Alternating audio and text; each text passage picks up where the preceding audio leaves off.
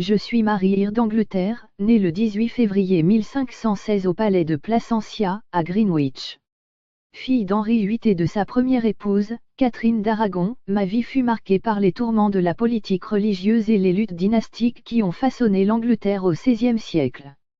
Mon histoire est celle d'une femme déterminée à restaurer ce qu'elle considérait comme la vraie foi, et à légitimer son droit au trône après des années d'humiliation et d'incertitude. Mon enfance, à l'origine joyeuse, fut bouleversée par le divorce de mes parents. Mon père, obsédé par l'idée d'avoir un héritier mâle, fit annuler son mariage avec ma mère pour épouser Anne Boleyn. Cette décision entraîna non seulement la rupture avec l'Église catholique, mais aussi ma déclaration comme enfant illégitime.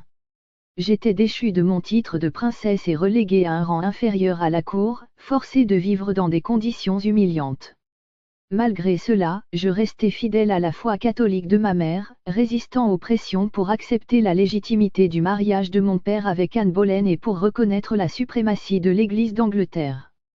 Mes convictions religieuses et ma dévotion à ma mère ont forgé mon caractère et ont façonné ma détermination à restaurer le catholicisme en Angleterre. Lorsque mon demi-frère, Édouard VI, monta sur le trône après la mort de notre père en 1547, il poursuivit les réformes protestantes, me plaçant encore une fois en marge de la cour. À la mort prématurée d'Édouard en 1553, il tenta d'exclure ma sœur Élisabeth et moi-même de la succession en désignant Jeanne Grey comme héritière.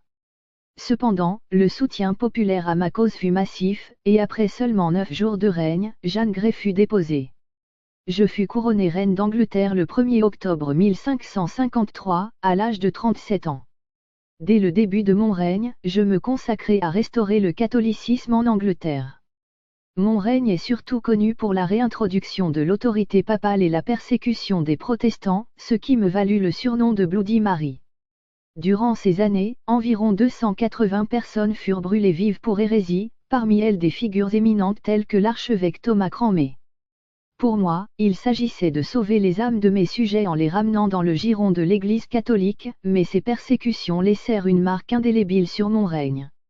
Mon mariage avec Philippe II d'Espagne en 1554 fut une tentative de renforcer l'alliance catholique européenne, mais il fut impopulaire parmi mes sujets, qui craignaient une domination espagnole. Ce mariage ne produisit pas l'héritier que j'espérais tant, et les faux espoirs de grossesse ne firent que ajouter à ma tristesse et à mon isolement. Le soutien populaire commença à décliner, et mon règne devint de plus en plus difficile à maintenir. Ma santé déclina rapidement au cours des dernières années de mon règne. Je mourus le 17 novembre 1558, à l'âge de 42 ans, sans avoir réussi à assurer la succession catholique que j'avais tant désirée.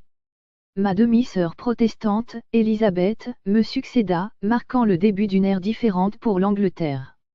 Je suis Marie d'Angleterre, une reine dont le règne, bien que court, fut déterminé par un profond désir de restaurer la foi catholique dans mon royaume.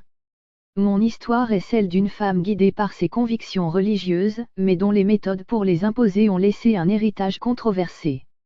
Mon règne, marqué par la répression religieuse, est souvent critiqué, mais il reflète la lutte intense entre les forces religieuses et politiques qui ont façonné l'Angleterre de la Renaissance.